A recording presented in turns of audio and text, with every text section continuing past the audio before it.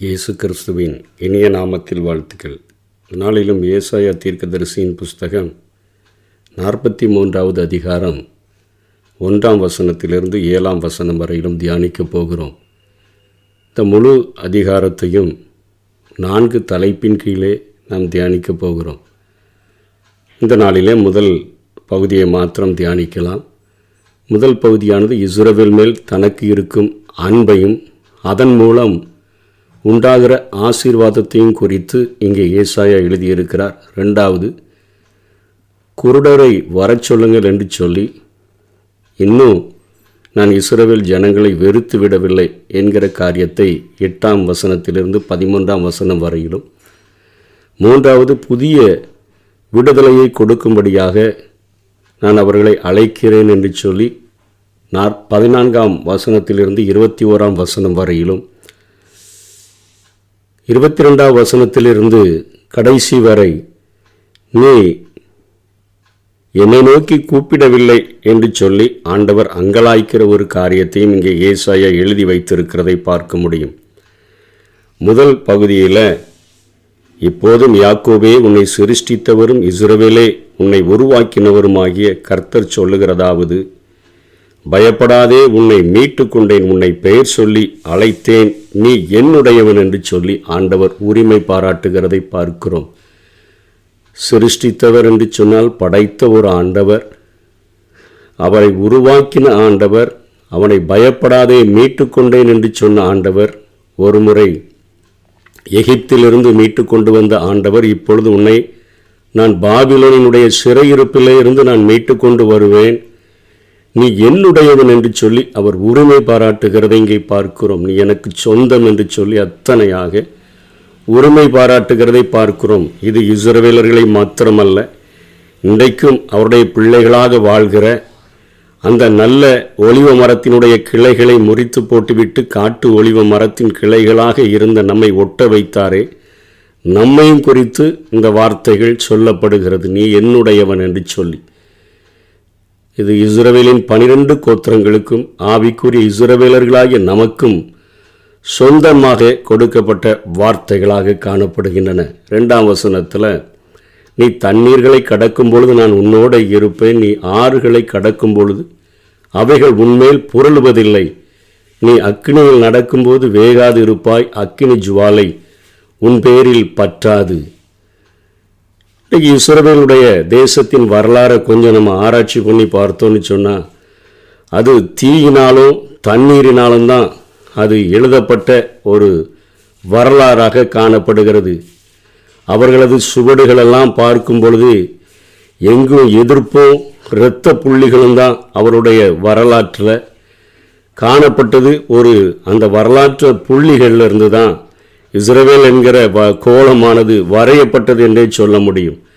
ஏனென்று சொன்னால், எகிப்திலிருந்து அவர்கள் வரும்பொழுதே தண்ணீர்கள் ஆறுகள் என்று நமக்கு சொல்லும்போதே இஸ்ரவேலர்கள் செங்கடலையும் யோர்தானையும் பிளந்து புறப்பட்டு வந்த காட்சிகள் நமக்கு நினைவுக்கு வரக்கூடியதாக இருக்கிறது. யாத்ராகமும் 14ஆம் அதிகாரம் 21ஆம் வசனம் 22ஆம் வசனங்களில் மோசையின் மூலமாக ஆண்டவர் செங்கடலை பிளந்து பார்வோனும் அவனுடைய சேனைகளையும் அந்த கடலுக்குள்ளாக அமிழ்த்தி இவர்கள் மேலே அந்த செங்கடல் புரண்டு வராதபடிக்கு ஒரு வெட்டாந்தரையில் நடந்து வருகிறது போல ஆண்டவர் அவர்களை நடந்து வர பண்ணினார். அதே போல் அறுப்பு காலம் முழுவதும் கரைபுரண்டு ஓடுகிற அந்த யோர்தானினுடைய மத்தியிலையும் ஆண்டவர் அந்த ஜனங்களை யோர்தானை 2ஆக பிளந்து அவர்களை வழிநடத்தினதை பார்க்கிறோம். நீ தண்ணீர்களை கடக்கும் பொழுது நான் உன்னோடு இருப்பேன், நீ ஆறுகளை கடக்கும் பொழுது அவைகள் உன்மேல் புரளுவதில்லை, நீ அக்கினியில் நடக்கும் பொழுது வேகாதிருப்பாய், அக்கினி ஜுவாலை உன் பேரில் பற்றாது. இது நேபுகாத்நேச்சார் பாபிலோனின் ராஜா எருசலேமை தீக்கிரையாக்கி முற்றுகையிட்டதை குறிக்கக்கூடியது. பின்னாட்களில் இயேசு கிறிஸ்துவனுடைய சிலுவை பாடு மரணம் உயிர்த்தெழுதலுக்கு பின்பாக கிபி 70 ரோம பேரரசால, அதாவது தீத்து ராயனால மீண்டும் சூறையாக்கப்பட்டவையெல்லாம் நம்ம பார்க்கிறோம். ஆகவே அவைகளுக்கு மத்தியில் இத்தனை தண்ணீர்கள் புரண்டு வந்த போதிலும், இத்தனையாய் தீக்கிரையாக்கப்பட்ட போதிலும் தேவனுடைய வாக்குத்தத்தம் இஸ்ரவேலருக்கு மிகவும் தெளிவாக வழங்கப்பட்டது.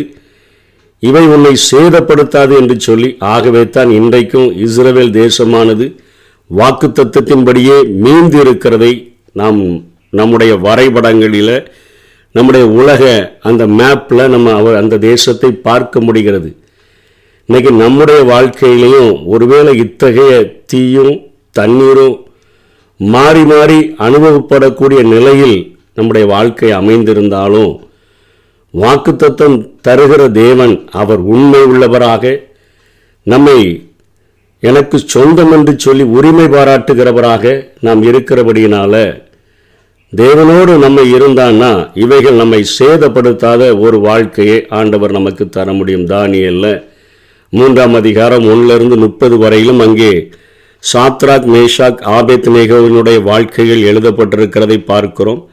ஒரு சிலைக்கு முன்பாக நாங்கள் பணிந்து கொள்ள முடியாது, நாங்கள் ஆராதிக்கிற எங்கள் தேவன் எங்களை தப்புவிக்க வல்லவராய் இருக்கிறார், அவர் தப்புவியாமற் போனாலும் நாங்கள் இந்த சிலையை வணங்க மாட்டோம் என்று சொன்ன அந்த சாத்ராக், மேஷாக், ஆபேத்நேகோவை சூளையினுடைய அந்த தாக்கத்தை 7 மடங்கு அதிகமாக்கி, அந்த ஹீட்டை 7 மடங்கு அதிகமாக்கி இவர்கள் 3 பேரையும் கட்டி தூக்கி உள்ளே போட்ட பொழுது ஆண்டவர் அங்கே 4வது ஆளாக உள்ளே உலாவி அவர்களுடைய அந்த தலையினுடைய மயிரில் கூட அந்த தீயினுடைய காரியங்கள் பலன் கொள்ளாதபடி, வஸ்திரத்தில் பலன் கொள்ளாதபடி ஆண்டவர் அவர்களை உயிரோடு கூட வெளியே அழைத்து கொண்டு வந்ததை நாம் பார்க்கிறோம். அத்தனையாக இன்றைக்கும் நம்முடைய வாழ்க்கையில் இப்படிப்பட்ட அனுபவங்களின் வழியாக கடந்து செல்லக்கூடிய நமக்கு ஆண்டவர் உதவி செய்யக்கூடியவராக இருக்கிறதை நாம் உணர முடியும்.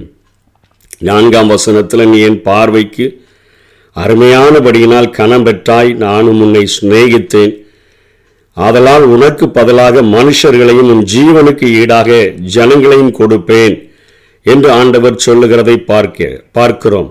உன்னை மீட்கும் பொருளாக முந்தின வசனத்தில் எகிப்தையும் உனக்கு ஈடாக எத்தியோப்பியாவையும் சேபாவையும் கொடுத்தேன். இது எதற்கு சொல்லப்படுகிறது?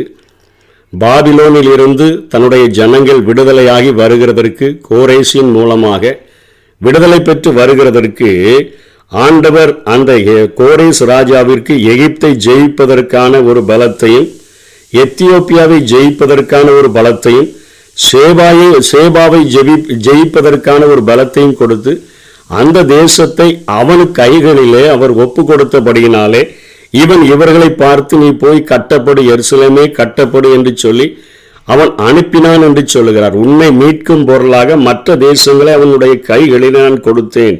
எகிப்தை பிடித்து கொள்ளும்படியாக, எத்தியோப்பியாவை பிடித்து கொள்ளும்படியாக, சேபாவை பிடித்து கொள்ளும்படியாக நான் அவனுக்கு இவைகளெல்லாம் கொடுத்தேன். மனுஷர்களையும் உன் ஜீவனுக்கு ஈடாக ஜனங்களையும் கொடுப்பேன். நான் அவனுக்கு கொடுத்திருக்கிறேன், நீ பயப்படாத, நான் உன் கூட இருக்கிறேன். நான் உன் சந்ததியை கிழக்கிலிருந்து வர பண்ணி உன்னை மேற்கிலிருந்து கூட்டிச் சேர்ப்பேன். நான் வடக்கை கொடு நோக்கி கொடு என்றும் தெற்கை நோக்கி வைத்திராதே என்றும் சொல்லி, தூரத்தில் இருக்கிற என் குமாரனையும் பூமியின் கடையாந்திரங்களிலிருந்து என் குமாரத்திகளையும் நான் என் மகிமைக்கென்று சிருஷ்டித்து உருவாக்கி படைத்து என் நாமம் தரிக்கப்பட்ட யாவரையும் கொண்டு வா என்பேன். இஸ்ரவேல் மக்கள் பாபிலோனில் இருந்து திரும்பி போய் ஆலயத்தையும் பட்டணத்தையும் கட்டினபடியினால் பாபிலோனில் வாழ்ந்த யூதர் மட்டுமல்ல, மற்ற இடங்களிலும் சிதறடிக்கப்பட்டிருந்த யூதரும் எருசலேமுக்கு வருவார்கள் என்று இங்கே ஏசாயாவினால முன்னறிவிக்கப்படுகிறதை பார்க்கிறோம். இவர்களையே தூரத்திலிருந்து வந்தவர்கள் என்று இங்கே ஏசாயா குறிப்பிடுகிறதை பார்க்கிறோம். தன்னுடைய ஸ்தானத்தில் இருந்து சிதறி போன எல்லாரையும் அந்த ஸ்தானத்தில் நான் கூட்டி சேர்ப்பேன் என்று சொல்லி இங்கே வாக்கு கொடுக்கிறதை ஆண்டவர் சொல்லுகிறதை நாம் இங்கே பார்க்கிறோம். ஆகவே இந்த வசனங்களிலே சொல்லப்பட்ட வார்த்தைகளுக்கு நம்மை முற்றிலுமாக ஒப்பு கொடுத்து, ஆண்டவரே எங்களுடைய வாழ்வினுடைய சிறையிருப்புகளில் இருந்து, எங்கள் வாழ்க்கையின் சூழ்நிலைகளில் அநேக நேரங்களில் தண்ணீர்கள் எங்கள் மேலே புரளுகிறது போல ஒரு சூழ்நிலை உண்டாகிறது, ஆறுகள் புரளுகிறது போல ஒரு சூழ்நிலைகள் உண்டாகிறது, அதே போல தீயில கடந்து போகிறது போல ஒரு சூழ்நிலைகள் எங்கள் வாழ்க்கையில் அடிக்கடி நேரிடுகிறது. இவைகள் எல்லாவற்றின் மத்தியிலும் எங்களை நீர் படைத்தவராக, நீர் எங்களை உருவாக்கினவராக, எங்களை மீட்டு கொண்டவராக, எங்களை பெயர் சொல்லி அழைக்கிறவராக, என்னுடையவர் என்று நீர் எங்களை குறித்து நீர் பெருமை பாராட்டுகிறவராக, மேன்மை பாராட்டுகிறவராக நாங்கள் உமக்கு சொந்தம் என்று சொல்லுகிறபடியினால ஆண்டவரே நீர் எங்களுக்கு உதவி செய்யும் என்று சொல்லி கேட்டா உம்முடைய பார்வையில் நாங்கள் நிச்சயமாக கனம் பெற்றவர்களாய் மாற முடியும். அப்படிப்பட்ட கிருபைகளை தேவன் நமக்கு தந்தருள்வாராக. ஆமென். தண்ணீர்கள் கடக்கும் போது என்னோடு இருக்கின்றீர், அக்கினியில் நடக்கும் போது கூடவே வருகின்றீர். மூழ்கி போவதில்லை, எரிந்து போவதில்லை, மூழ்கி போவதில்லை, நான் எரிந்து போவதில்லை.